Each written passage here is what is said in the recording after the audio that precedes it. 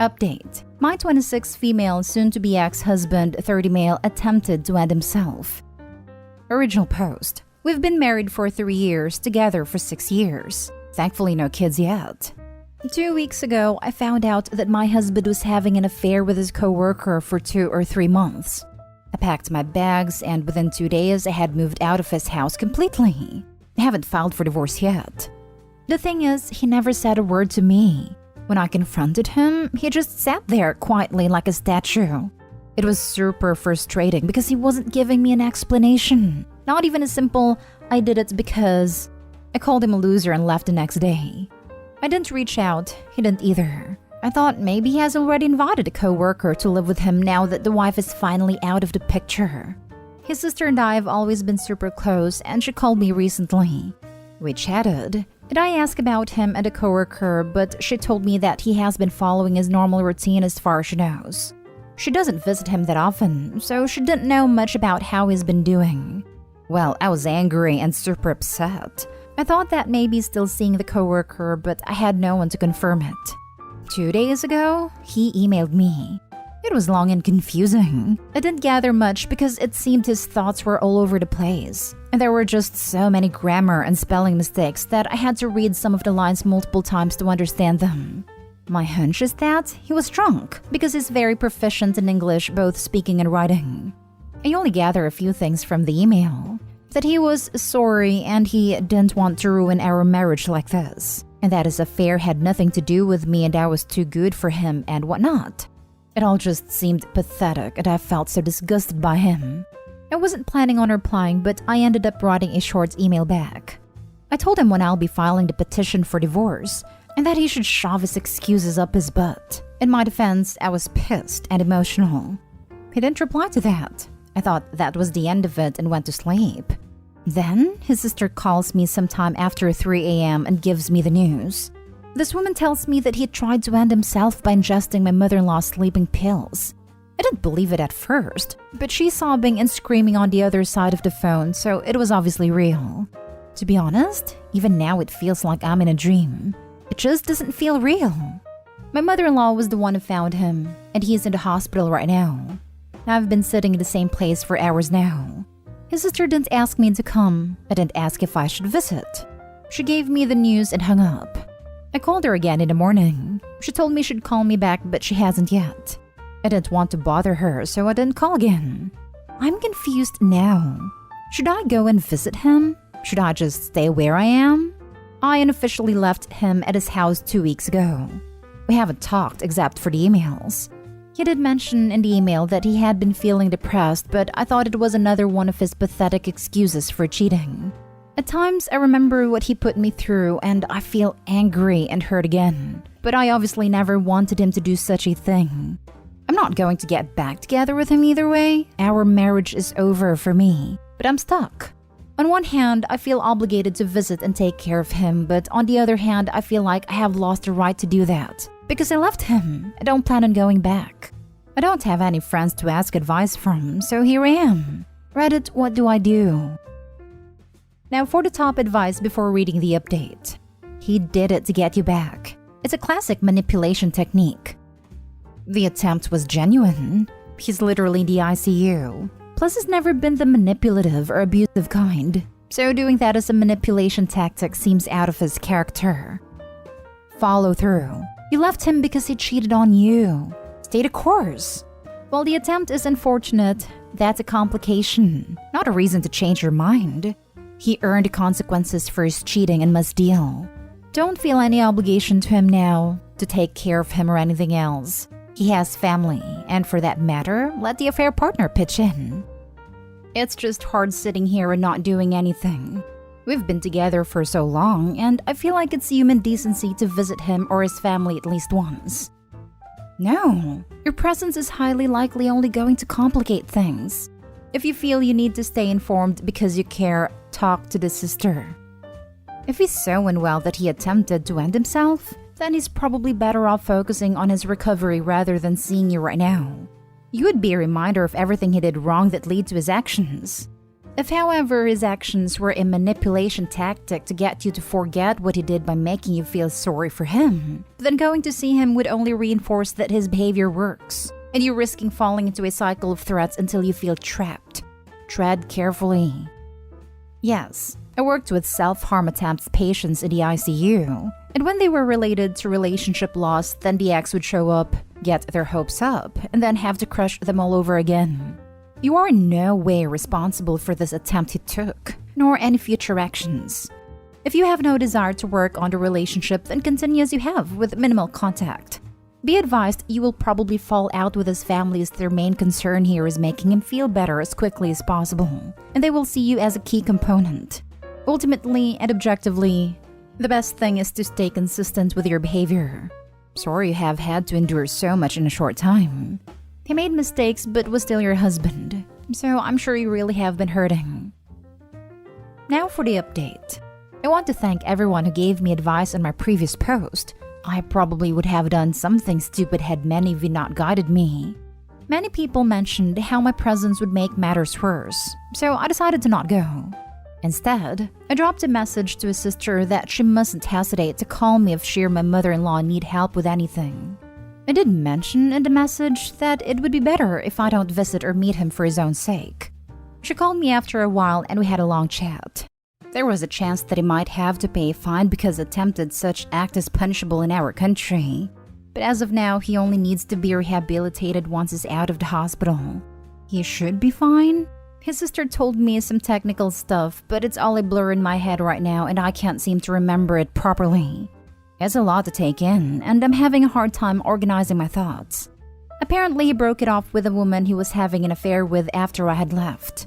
The woman reached out to me a few days back. She apologized for the mess and said that she'll remove herself from the situation.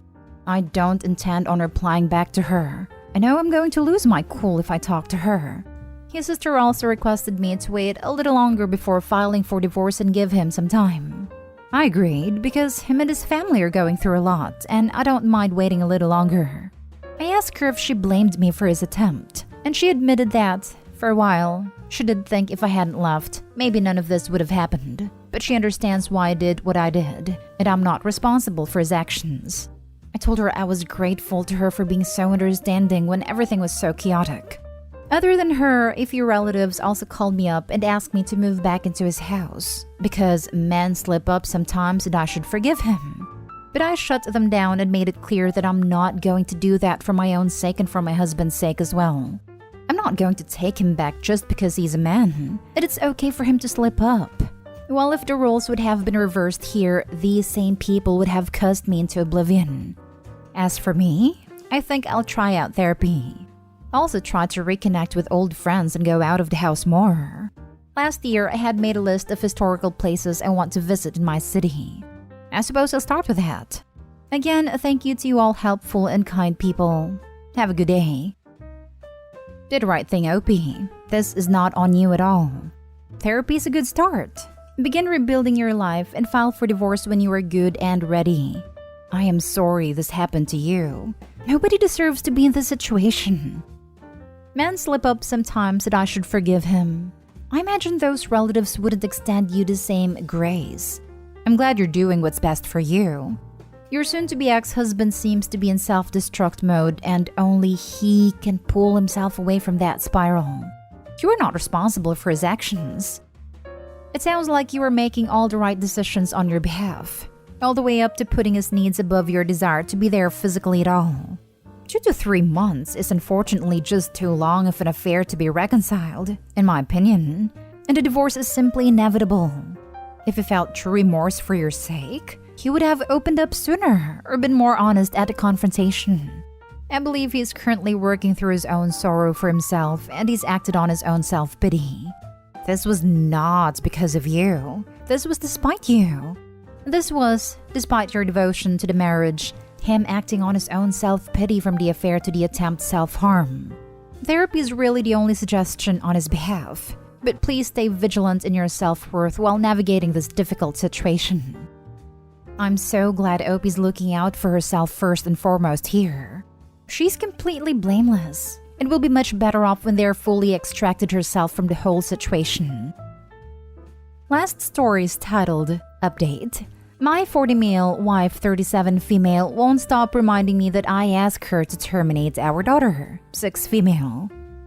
Original post. Me and my wife have been together for 17 years, married for 12. From the beginning of our relationship, she has always said she's child-free, and there was no problem because I was too. At the time, we also were living in a crappy apartment in a bad town, so even if we wanted children, it would not be where we lived for a majority of our relationship. 7 years ago, my wife was slowly getting off of her birth control because of health-related problems, and during that time frame, she got pregnant. My initial reaction to her being pregnant was, "So we're going to terminate it, right?"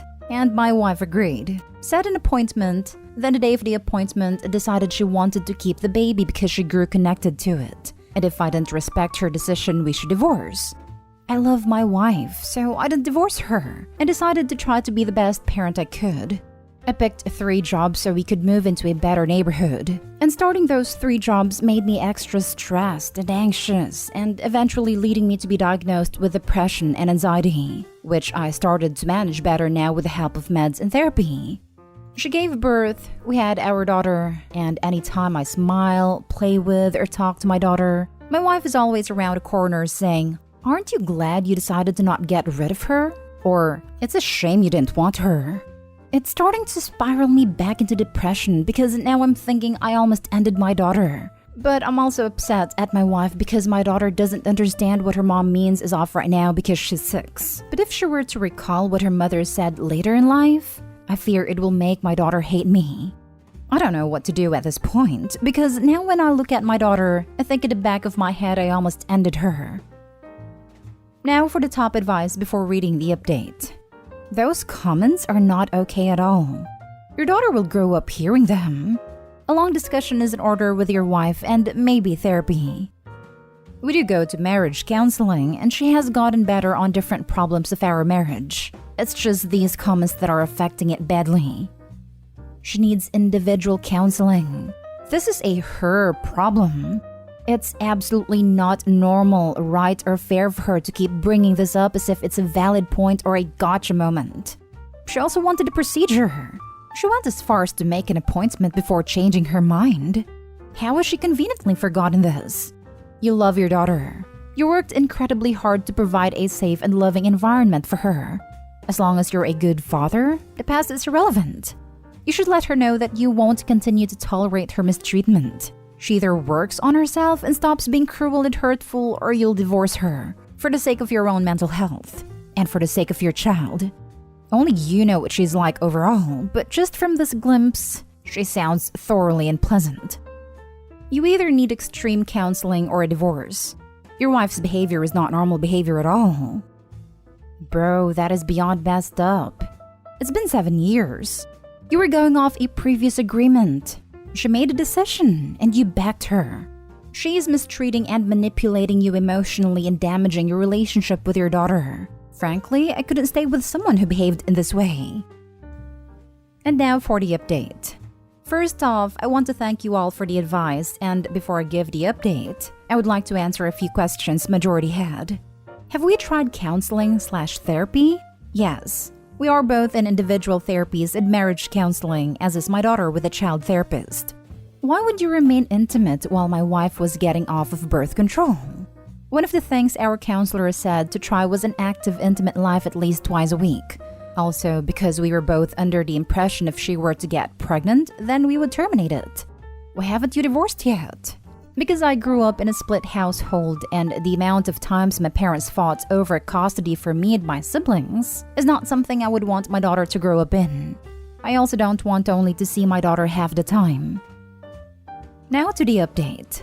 I sat my wife down after dropping my daughter off at my parents' and told her if she kept making these comments, I would divorce her, and asked her to explain why she would tell me those things, and also told her how it was making me severely depressed again. Majority of you were right. She broke down and told me she hated being pregnant. She didn't want to be a mother anymore, and she hated the fact that she kept our daughter. She said she can't stand to look at me while I'm happy around our daughter because she hates that I became a good parent so quickly, because we were supposed to be child-free and I'm happy as a father. I told her I gave her the option to remain child-free, and she decided against it, so that's on her. She apologized multiple times and said she would still want to try to make the marriage work. It's just her own issues that are making her be such a witch. She also said she wants to be a good mother to our daughter, and after I told her that I was afraid our daughter would hate me when she is older, she broke down even more and apologized a ton. In the end, she said she wouldn't blame me if I wanted a divorce, but she would still want to try and make us work. Not only for our daughter's sake, but for our sake as well. We are currently working with our therapist and going to start doing family therapy, with her actually trying to change. We are sleeping in separate rooms, and only focusing on our daughter's happiness at the moment. Once again, thank you all, and I will update later on if needed. I'm glad you confronted her with those comments only to find out she hated it. I'm glad you all are in therapy and working things out. My eldest is 15 years old and can still remember things we told her when she was 5. The poison your wife has introduced into her relationship with your daughter is mistreatment, plain and simple.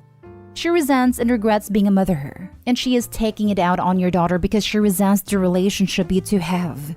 For me personally, that would be a red line. Your daughter is already old enough to make long-term memories of this. Your wife seems to have no intention of becoming Mother of the Year, and I truly fear for your daughter growing up with someone who has spewed those words. It is trying to keep them inside. Even if your wife never says it again, she will surely be thinking it, and your daughter will pick up on it. Are you sure you want your child growing up in an environment like that, where one of the major adults in her life admits to resenting the fact that she's alive and is trying to convince her that the other parent didn't want her either? Can you imagine the long-term psychological scars that will leave your daughter with? Please ask yourself those questions. I'm sorry to be blunt, but choosing your marriage at this point is choosing to roll the dice with your daughter's mental health. There are a lot of things worse than divorce. Scars like that are one of them. She said she wants to be a good mother and wants to change through therapy. What do you suggest OP do? They can't confiscate the daughter from her. She's not a toy. And if they divorce, she'll get 50-50 time anyway. Yes, what she did was messed up and wrong, but if she's honest about wanting to change, why rake her over the coals? I'm glad OP put his foot down and forced her to confront her own issues. If she doesn't actually change, he should definitely divorce her. But she's not the only mom who has regretted having kids, that's for sure. And she can definitely change if she puts in time and effort.